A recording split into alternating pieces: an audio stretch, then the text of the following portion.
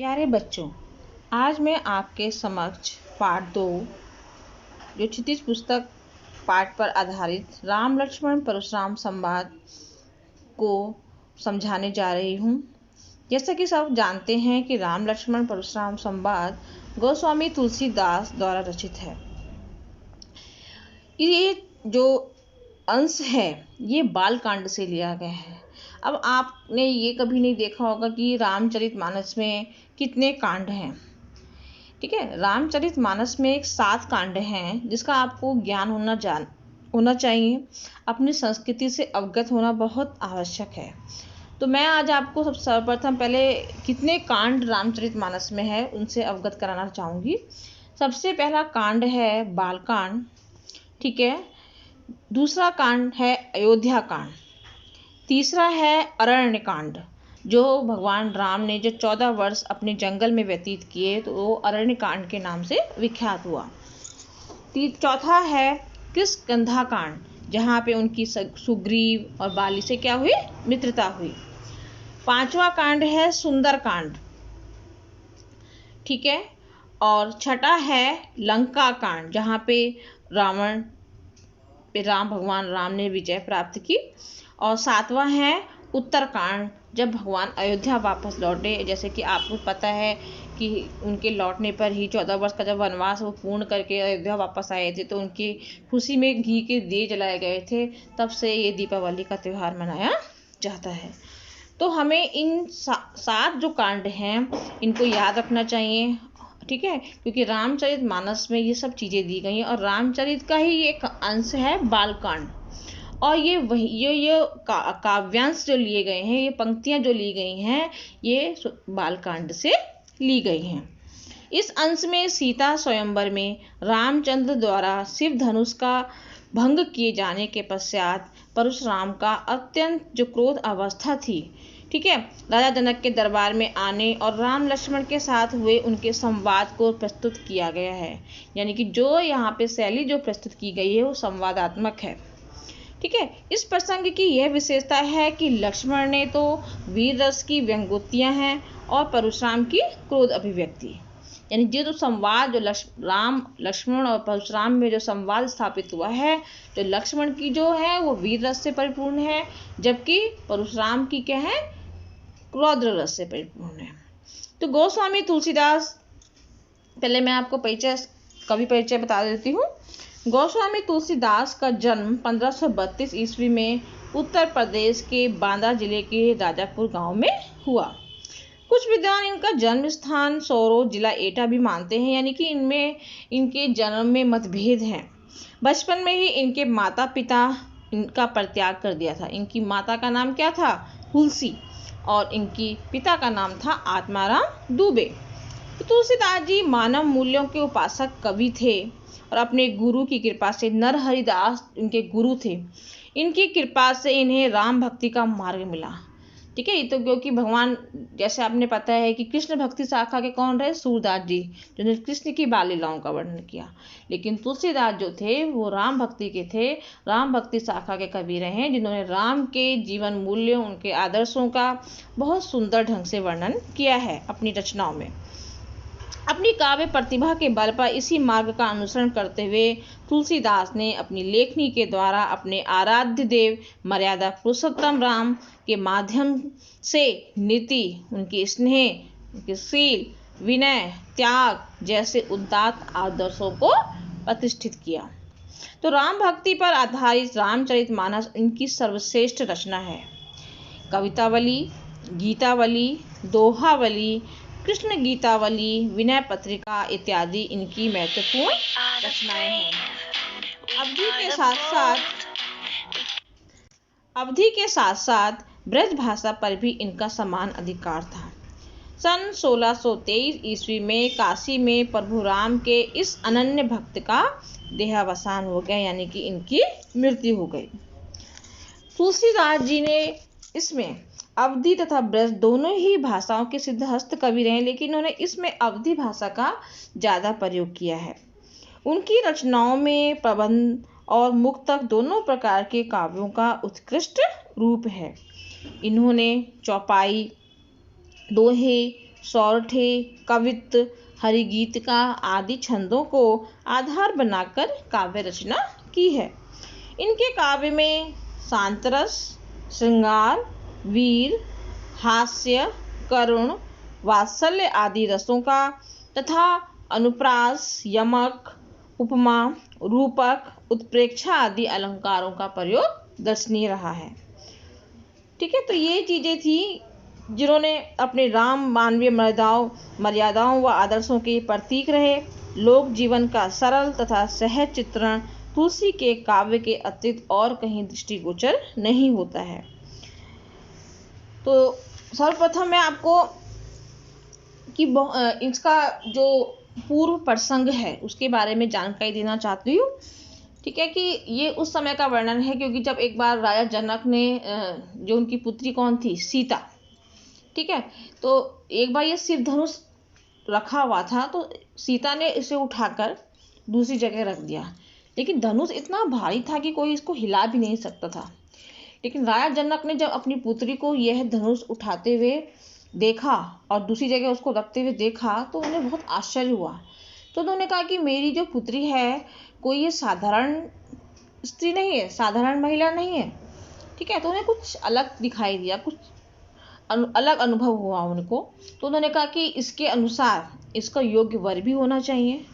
तो उन्होंने सभी राजाओं को, महाराजाओं को, ठीक है, जितने भी राजा महाराज सबको आमंत्रण दिया, सबको निमंत्रण दिया अपने राज दरबार में उपस्थित होने के लिए। सब राजा महाराजा बहुत दूर दूर से आए, उसमें राम और लक्ष्मण, ठीक है, अपने गुरु विश्वामित्र के साथ वो भी वहाँ पे उपस्थित हुए। लेकिन जब सब राजाओं ने, महाराजाओं ने बहुत कोशिश की, जब वो किसी से वो शिव धनुष को हिला ही नहीं सका, मतलब इतने पराक्रमी योद्धा थे लेकिन वो भी उसको टस से मस नहीं कर सके। अब क्या हुआ कि विश्वामित्र ने कहा राम आप जाओ। जब जैसे ही भगवान राम ने वो धनुष छूते ही वो धनुष टूट गया। जैसे ही वो धनुष टूटा तो उसकी जो गर्जना हुई, जैसे बादल गरजते हैं तो कितनी भयंकर गर्जना होती है, तो उसी प्रकार से शिव धनुष, क्योंकि वो बहुत मायावी धनुष था, जो ऐसे वो टूटा तो बहुत तेज गर्जना हुई और ये समाचार और उसकी गूंज परशुराम की कानों में पहुंच गई। परशुराम तक ये संदेश पहुंच गया कि शिव जी का धनुष किसने तोड़ा, क्योंकि बहुत प्राचीन धनुष था। जैसे ही परशुराम को ये संदेश मिला तो वो तुरंत दौड़े हुए अपनी क्रोध अवस्था में, पूरे क्रोधी स्वभाव के तो वो थे ही, लेकिन जब उन्होंने ये सुना कि ये छूते ही धनुष टूट गया तो वो वहाँ सभा में उपस्थित सबके सामने पहुंच गए। सब लोग आश्चर्यचकित हो गए, लेकिन राम और लक्ष्मण नहीं घबराए परशुराम का ऐसा क्रोध देखकर। ठीक है, तो उसी को लेकर जो परशुराम और लक्ष्मण के बीच जो संवाद स्थापित हुआ, ठीक है, उसी को यहाँ पे प्रस्तुत किया गया है। पहला काव्यांश है आपका, नाथ शंभुधन भंज निहारा, होई केऊ एक दास तुम्हारा। आय सुकाहा कही किन मोही, सुन रिसाई बोले मुनि कोही। सेवक सोजो करे सेविकाही, अरि करनी करी करई लड़ाई। सुनाऊ राम जेहि शिव धनु तोरा, सहस भाव समसो रिप मोरा। सो विलगाव विहाई समाजा, नत मारे जेहि सब राजा। सुनि मुनि वचन लखन मुस्काने, बोले पर सुध रही अवमाने। बहुधन ही तोरी लरिकाई, कबो न असिरिस कीन्हि गोसाई। एहि धनु पर ममता के हेतु, सुन रिसाई कह भृगुकुल केतु। रे नृप बालक काल बस, बोलत तोहि न संभार। धनऊ सम त्रिपुरारी धनु, विदित सकल संसार। इन शब्दों के अर्थ मैं आपको कक्षा में समझा चुकी हूँ, तो मैं इसका केवल भावार्थ आपको समझाऊंगी कि राजा जनक की सभा में सीता स्वयंवर के समय शिव धनुष के टूटने पर क्रोधित जो परशुराम जी हैं, वो श्री राम जी से कहते हैं कि नाथ शंभुधन भंज निहारा, होई कोई एक दास तुम्हारा। भगवान श्री राम कहते हैं कि शिव धनुष को तोड़ने वाला कोई आपका एक क्या होगा, दासी होगा। अब मेरे लिए क्या आज्ञा है। आयस कहा कही किन मोही, अब मेरे लिए क्या आज्ञा है। सुनि रिसाई बोले मुनि कोही। यह सुनकर दुर्वासा जो परशुराम जी थे वो बोले क्रोध पूर्वक बोले, सेवक जो करे सेवकाई। सेवा का कार्य करने वाला क्या होता है? सेवक होता है। शत्रुता, लेकिन अरि करनी करी करे लड़ाई, अरि माने शत्रु, लेकिन शत्रुता का काम करने वाला से तो लड़ाई ही उचित है, क्योंकि आपने क्या किया है? मेरे धनुष को तोड़ा है, ठीक है, तो आपने मेरे से शत्रुता मोल ली है, तो उसके लिए मुझे शत्रुता ही करनी पड़ेगी। सुनऊ राम जेहि शिव धनु तोरा, सहस बाहु समसो रिपु मोरा। हे राम, जिसने भी यह शिव धनुष तोड़ा है वह सहस भाव के समान ही मेरा शत्रु है। सहस भाव जिसमें हजारों भुजाओं का बल हो, ठीक है। सो बिलगाऊ बिहाई समाजा, ठीक है। सभी ने ये कहा कि जो अतः वह इस राज्यसभा से क्या हो जाए? अलग हो जाए। सो बिलगाऊ माने अलग हो जाए, वो इस समाज से अलग हो जाए। न तो मारे यही सब राजा, नहीं तो सारे राजा मारे जाएंगे। सुनी मुनि वचन लखन मुस्काने। अब परशुराम जी के वचनों को सुनकर उनका अपमान करते हुए लक्ष्मण मुस्कुराते हुए बोले पर सुधरे ही अवमाने, यानी कि उनकी अवमानना, उनका अपमान करते हुए बोले कि इस प्रकार क्रोध प्रकट किया कि यानी कि उन्होंने ऐसा कहा कि हमने बहु धनुई तोरी लड़काई, हमने तो बचपन में बहुत से धनुष तोड़े हैं, ठीक है। कबो न असि ऋषि की ने गुसाई, परंतु कभी किसी ने हम पे क्रोध नहीं किया, ठीक है। किसी ने भी क्रोध प्रकट नहीं किया। तो ए धनु पर ममता के हो, तो फिर इस धनुष पर आपकी ममता किस कारण है? हे राजकुमार, सुनि रिसाई कहे भृगुकुल केतु। हे राजकुमार, ठीक है, यानी कि यह सुनकर जो भृगुकुल की जो पताका रूपी ऋषि ने क्रोध पूर्वक कहा, क्योंकि भृगुकुल के थे, कुल का नाम होता है, उसी प्रकार जो परशुराम जो ऋषि थे वो भृगुकुल के थे। उन्होंने कहा कि भृगुकुल की पताका रूपी ऋषि ने क्रोध पूर्वक कहा, रे नृप बालक, हे राजकुमार, काल बस बोलत तो ही न संभार, तू काल के वश में होकर ऐसा बोल रहा है, यानी तूने काल को भी अपने वश में कर लिया, इसलिए तू ऐसा बोल रहा है। धनु ही समु त्रिपुरारी, धनु विदित सकल संसार। त्रिपुरारी भगवान शिव को कहा गया है, क्योंकि तीनों लोकों के स्वामी कौन है? तीनों लोकों के रक्षक कौन? भगवान शिव। तो जिस शिव धनुष को सारा संसार जानता है, जिस धनुष को सारा संसार जाता है, तू उसे साधारण धनुष बता रहे हो, यानी तो उसको साधारण धनुष बता रहे हो, ठीक है। तो यह था आपका पहला काव्यांश। देखो, इसका जो काव्य सौंदर्य है, जो ये उक्त पद्यांश है, ये सबसे पहला ये रामचरितमानस से अवतरित है। दूसरी जो है, इसमें ब्रज भाषा की मधुरता है और रौद्र रस का इसमें प्रयोग किया गया है, ठीक है। दूसरा काव्यांश है, लखन कहा हंसी हमरे जाना, सुनहु देव सब धनुष समाना। का क्षति लाभ जनु धनु तोरे, देखा राम नयन के भौरे। छुअत टूट रघुपति ना दोसु, मुनि मुनि काज करहु कतरोसु। बोले चिते परस की ओरा, रेसठ सुने सुभाऊ न मोरा।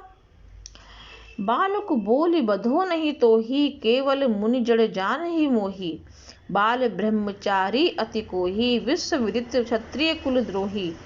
भुज बल भूमि भूप बिनु कीनी, विपुल बार मही देवन दीनी। सहस भाव भुज छेद निहारा, परस विलोक महीप को मारा। मातु पितहु जनि सोच बस, करसी महिष किशोर। गर्भन के अर्भक दलन, परस मोर अति घोर। अब लक्ष्मण ने क्या कहा? लक्ष्मण जी ने हंसते हुए कहा, लखन ने कहा हंसी हमरे जाना। लक्ष्मण ने हंसते हुए कहा कि हे देव, हमारे ज्ञान में तो सभी धनुष क्या है? एक समान है। सुनो देव सब धनुष समाना, हमारे ध्यान में तो सब धनुष एक समान है।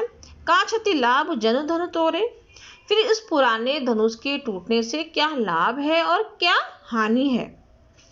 श्री राम ने तो इसे नया समझकर देखा भर था, ठीक है। इसको नयन के भौरे, इसको नयन माने नया, इसको देखा इसको नया समझ कर केवल देखा था, भौरे मीन्स देखा था। छुअत टूट रघुपति ना दोषु, और इनके छूते ही वो टूट गया है, तो इसमें भगवान राम का क्या दोष है। मुनि बिनु काज करो कतरोसु, आप तो बिना किसी कारण के क्रोध कर रहे हैं। बोले चिते परुषि की ओरा, अब उसमें मुनिवर जो अकारण गुस्सा कर रहे हैं। अब परशुराम जी ने अपने फरसा जो था, उनका एक कुल्हाड़ा था जिससे उनकी पहचान थी, कुल्हाड़े को और देखते हुए बोले कि हे दुष्ट, रेसठ माने हे दुष्ट, सुने ही स्वभाव न मोरा, तुमने मेरे स्वभाव के बारे में नहीं सुना है, तुमने मेरे स्वभाव के बारे में नहीं सुना है। बालक बोधि बधो नहीं तो ही, मैं बालक समझकर तेरा वध नहीं कर रहा हूँ, केवल मुनि जड़ जाने मोही, अर्थात तू मुझे असाधारण मुनि समझ रहा है। ठीक है, सारा संसार जानता है, सारा संसार जानता है, विश्व विदित क्षत्रिय कुलद्रोही, बाल ब्रह्मचारी अति को ही, विश्व विदित क्षत्रिय कुलद्रोही। सारा संसार जानता है कि मैं क्षत्रिय कुल का द्रोही और बाल ब्रह्मचारी हूँ। क्षत्रिय कुल का क्या हूँ? द्रोही हूँ, और बाल ब्रह्मचारी हूँ, कि उन्होंने शादी नहीं करी, विवाह नहीं किया, ये ब्रह्मचारी उसे कहा जाता है। भुज बल भूमि भूप बिनु कीनी, मैंने अनेक बार क्षत्रिय राजाओं का मान मर्दन कर पृथ्वी जो थी ब्राह्मणों को दान में दे दी है। हे राजकुमार सहस बाहु भुज छेद निहारा, सहस बाहु की भुजाओं को काटने वाले मेरे इस फरसे को देखो, मेरे इस फरसे को देखो। हे राजकुमार परम विलोक महीप को मारा, हे राजकुमार तुम अपने माता पिता के लिए, मातु पितहु जनि सोच बस करही महिष किशोर। हे राजकुमार तुम अपने माता पिता के लिए मरकर सोचने का कारण मत बनो, अर्थात तू मुझसे भिड़कर अपने माता पिता को चिंता में मत डाल, अपनी मौत ना बुला। मेरा फरसा क्या है? बहुत भयंकर है। ठीक है, मेरा फरसा ये बहुत भयंकर है, जो गर्भ में पल रहे शिशु को मारने में भी समर्थ है, यानी कि उस गर्भ में पल रहे बच्चों का भी नाश कर डालता है। ये गर्भों में पल रहे जो बच्चे का भी नाश कर डालता है। मेरा जो फरसा है वो इतना क्या है? भयंकर है। ठीक है, इसका काव्य सौंदर्य है, इसमें बहुत बड़ा चढ़ाकर वर्णन किया गया है कि कोई भी व्यक्ति जो है, ठीक है, गर्भ में पल रहे बच्चे को नहीं मार सकता फरसे से। तो इसमें अतिशयोक्ति अलंकार का वर्णन है। कौन सा अलंकार का? अतिशयोक्ति अलंकार का। और परशुराम का जो अहम है, जो अहंकार है, वो प्रकट हो रहा है, और वो बार बार फरसा दिखाकर लक्ष्मण को भयभीत कर रहे हैं। ठीक है, बाकी जो मैंने उपरोक्त पंक्तियों में आपको बताया था काव्य सौंदर्य वो ही है।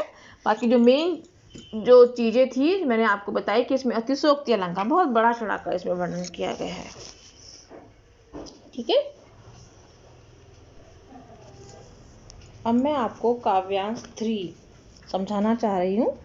ठीक है, तो तीसरा है, विहसी लखन बोले मृदुबानी, अहो मनुष्य महाभट मानी, पुनि पुनि मोहि दिखावे कुठारू, चहत उड़ावन फूंकी पहारू, यहाँ कुम्हड़ बतिया को नाही, जे तर्जनी देखी मरि जाहि, देख कुठारू सरासन बाना, मैं कछु कहा सहित अभिमाना, भृगुसुत समुझ जनेहु विलोकी, जो कछु कहो सहो रिस रोकी, सुर महिसुर हरिजन अरुगाई, हमरे कुल इन पर न सुराही, बधे पाप अपकीर्ति हारे, मार तहु पारहि तुम्हारे, कोटि कुलिस समवचन तुम्हारा, व्यर्थ धरऊ धनुबान कुठारा, जो विलोक अनुचित कहू, क्षमहु महामुनि धीर, सुनि सरोस भृगुवंश मुनि, बोले गिरा गंभीर।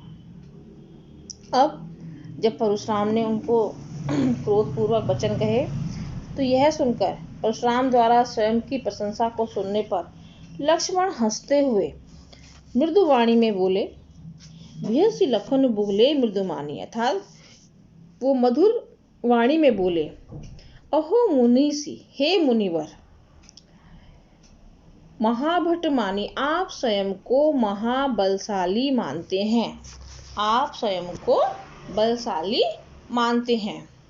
पुनि पुनि मोहि दिखाव कुठारू, आप मुझे बार बार, कुठारू माने फरसा, दिखा रहे हैं। चहत उड़ावन फूक पहाड़ू, ऐसा लगता है जैसे आप फूक मारकर पहाड़ उड़ाना चाहते हो। यहाँ कुम्हड़ बतिया कोहनाई, हम भी जो हैं, कुम्हड़ बतिया जो कद्दू का जो फल, सीताफल जिसे बोलते हैं, ठीक है, हम भी कोई काशी फल के छोटे से फल जैसे अति निर्बल नहीं है, कमजोर नहीं है। जे तर्जनी देखी मर जाही, जो आपकी तर्जनी दिखाने मात्र से ही हम मुरझा जाएंगे या हम मर जाएंगे। देख कुठारू सरासन बाना, मैं कछु कहा सहित अभिमाना। मैंने तो कुठार व धनुष्बाण धारण किए हुए आपके वीर वेश को देखकर ही अभिमान पूर्वक कुछ नहीं कहा, क्योंकि आपने क्या है, आपने धनुष बाण धारण किया हुआ है, ठीक है, आपने वीर वेश धारण किया हुआ है, तो मैंने इसको देखकर अभिमान पूर्वक आपसे कुछ नहीं कहा। भृगुसुत, भृगुसुत माने हे भृगुपुत्र, समुझ जनेहु विलोकी, ठीक है, आपके जनेहू को देखकर, आपके जनेहू को देखकर ही, आपके वचनों को सुनकर मैंने अपने क्रोध को क्या कर रखा है, मैं कुछ कहा सहित अभिमाना, जो कुछ कहो सहो रिस रोकी, मैंने सब अपने अभिमान को, अपने क्रोध को रोका हुआ है। सुर महिसुर हरिजन अरुगाई, हमरे कुल इन पर न सुराही, हमारे कुल की क्या है, परंपरा है कि देवता, सुर माने देवता, महिसुर ब्राह्मण, हरिजन अरुगाई ईश्वर भक्त, गाय माने गायों पर वीरता नहीं दिखाते। अर्थात हमारे कुल की यह परंपरा है कि देवता, ब्राह्मणों, ईश्वर भक्त और हम गायों पर वीरता नहीं दिखाते। बधे पाप अपकीर्ति हारे, अर्थात इनके मारने से, अगर हम इनको मारेंगे, ठीक है, तो इनके मारने से हमें क्या मिलेगा, पाप लगेगा, और इनसे हारने पर अपयश मिलता है। और इनसे हारने पर क्या मिलता है, अपकीर्ति हारे माने इनसे हारने पर हमें अपयश की प्राप्ति होती है। मारो तो पारही तुम्हारे, ठीक है, यदि हमें मारेंगे तो भी मैं आपके पैरों पर गिरना उचित समझूंगा, वो भी हमारे लिए क्या है, उचित है। कोटि कलु सम बचन तुम्हारा, व्यर्थ धनऊ धनुबान कुठारा, ठीक है, वो कहते हैं कि आपने तो व्यर्थ ही धनुष बाण और फरसा धारण किया हुआ है, क्योंकि आपके वचन तो ब्रज के समान क्या है, कठोर हैं। समूह माने उपमालंकार, तुलना की गई कि आपके जो वचन है, उसकी जो वचन बोले जा रहे हैं उनको ब्रज के समान कठोर बताया है, ठीक है, आपके जो वचन है वो तो ब्रज के समान कठोर हैं। जो विलोक के अनुचित कहू, क्षमहु महामुनि धीर, सुनि सरोस भृगुवंश मुनि, बोले गिरा गंभीर। अब लक्ष्मण जी कहते हैं, अच्छा, धनुष बाण और फरसे को धारण किए हुए आपके वीर वेश को देखकर अगर मैंने कुछ क्या कह दिया हो, अनुचित कह दिया हो, मैंने आप जो धनुष बाण आपने धारण किया हुआ है, जो फरसा आपने धारण किया हुआ, अगर ऐसे वीर वेश को देखकर मैंने कुछ अनुचित कह दिया है, तो हे महामुनि, आप मुझे क्षमा कीजिए, आप मुझे क्या कीजिए, क्षमा कीजिए। यह सुनकर भृगुवंश के जो मणि जो थे परशुराम जी, क्रोध पूर्वक गंभीर वाणी में बोले। गिरा माने वाणी, गिरा माने वाणी, अर्थात गंभीर वाणी में बोले। जब उन्होंने लक्ष्मण के कहे हुए वचन सुने, तो यह सुनकर परशुराम जी बड़ी गंभीर वाणी में बोले। तो ये काव्यांश पूरा हुआ बेटा। अब इसमें जो परशुराम की जो गर्वोक्ति, गर्व से जो कही हुई जो वाक्य है, उस पर लक्ष्मण का उपहास प्रकट हुआ है और रौद्र रस की प्रधानता है। और इसमें रघुकुल की जो परंपरा है कि जो रघुकुल की जो परंपरा रही है कि वो देवता भगवान गायों ब्राह्मणों पर अपनी वीरता नहीं दिखाया करते, तो इस परंपरा का उन्होंने इसमें वर्णन किया है।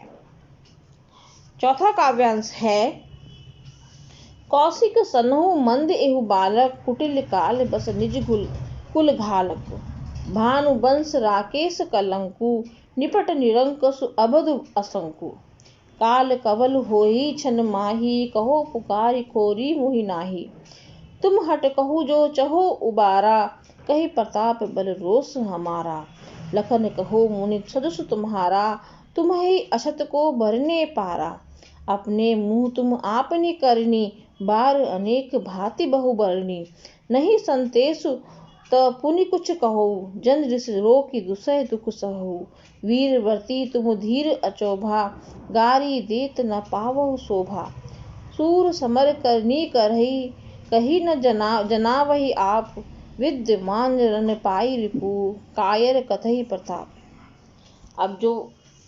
अब देखो यहाँ पे कौशिक जो एक शब्द आया है ये विश्वामित्र के लिए प्रयुक्त हुआ है। किसके लिए? विश्वामित्र जी के लिए।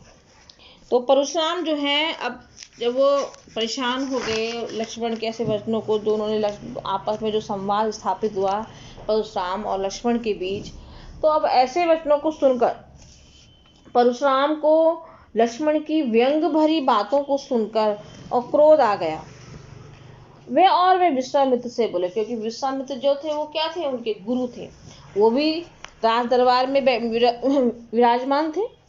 तो विश्वामित्र से बोले, हे विश्वामित्र, कौशिक सुनहु मंद एहु बालक कुटिल काल बस निच कुल घालक। उन्होंने कहा कि यह लक्ष्मण जो है बहुत कुबुद्धि और दुष्ट है, यह मृत्यु के वश में आकर कुल का घातक बन रहा है। मृत्यु के वश में आकर कुल का क्या बन रहा है? घातक बन रहा है। भानुवंश राकेश कलंकु, यह सूर्यवंशी जो बालक है चंद्रमा पर लगे हुए कलंक के समान है। किसके समान है? चंद्रमा पर लगे हुए कलंक के समान है। निपट कुलिरंकसु अबधु असंकु, यह मुझे पूरी तरह उद्दंड मूर्ख और निडर लगता है, इसे किसी का भी भय नहीं है। काल कवलु होई छन माही कहो पुकारी खोरी मुहि नाही, मैं अभी ये क्षण भर में काल का ग्रास हो जाएगा, अर्थात क्षण भर में मैं इसे क्या करूंगा? मार डालूंगा। मैं अभी से ये बात कह रहा हूँ, मैं अभी से यह बात कह रहा हूँ, बाद में मुझे दोष मत दीजिएगा। यदि आप इसे बचाना चाहते हैं, यदि आप इसे बचाना चाहते हैं, तुम हट कहू जो चूहो उबारा, अगर आप इसे बचाना चाहते हैं, कहीं प्रताप बल रोष हमारा, तो आप इसे मेरे प्रताप बल और क्रोध के विषय में बताकर अधिक बोलने से मना कर दीजिए। लखन कहो मुनि सुजस तुम्हारा, तुम ही अछत को बरने पारा। लक्ष्मण इतने पर भी नहीं माने और परशुराम को क्रोध दिलाते हुए बोले, हे मुनिवर, आपका सुयश, आपका जो यश है, जो आपने प्रसिद्धि प्राप्त की है, आपका सुयश आपके रहते हुए दूसरा कौन वर्णन कर सकता है। आप तो अपने ही मुंह से, अपने मुंह तम आपने करनी, आप तो अपने ही मुंह से अपने विषय में अनेक प्रकार से वर्णन कर चुके हैं। यदि इतना सब कुछ कहने के बाद भी आपको संतोष नहीं हुआ है, नहीं संतोष तो पुनि कुछ कहूँ, अगर इतना कहने पर भी आपको संतोष नहीं हुआ है तो कुछ और कह दीजिए,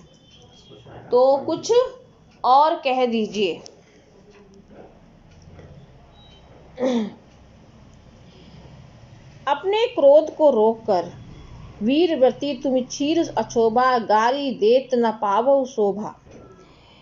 आपने जो अपने क्रोध को रोककर असह दुख को सहन मत कीजिए। आप वीरता का व्रत धारण करने वाले, वीरव्रती माने आप वीरता का जो व्रत है धारण करने वाले धैर्यवान हैं, धीर माने धैर्यवान है, अचोभा माने चोभ रहित है। आपको गाली देना यानी कि अपशब्द कहना शोभा नहीं देता। सूर समर करनी करही, कही न जनावही आप। जो सूरवीर होते हैं वो अपनी करनी जो है युद्ध में दिखाते हैं, बातों से अपना वर्णन नहीं करते। विद्यमान रही पाई रिपु, कायर कथई प्रताप। शत्रु को युद्ध में उपस्थित पाकर भी अपने प्रताप की व्यर्थ बातें करने जो वाला होता है वो कायर ही हो सकता है। यानी कि अपनी प्रशंसा हमेशा खुद नहीं करनी चाहिए। जो होशियार व्यक्ति होता है, जो बुद्धिमान व्यक्ति होता है, उसे अपनी तारीफ नहीं करनी चाहिए, उसके अपने आप ही दिख जाता है। अगर उसके अंदर कोई योग्यता होती है या गुण उसके अंदर विद्यमान होते हैं तो उसको खुद ब खुद दिखाई दे जाते हैं जब वो अपनी वीरता का प्रदर्शन करता है युद्ध में। तो किसी को कोई कहने की आवश्यकता नहीं है।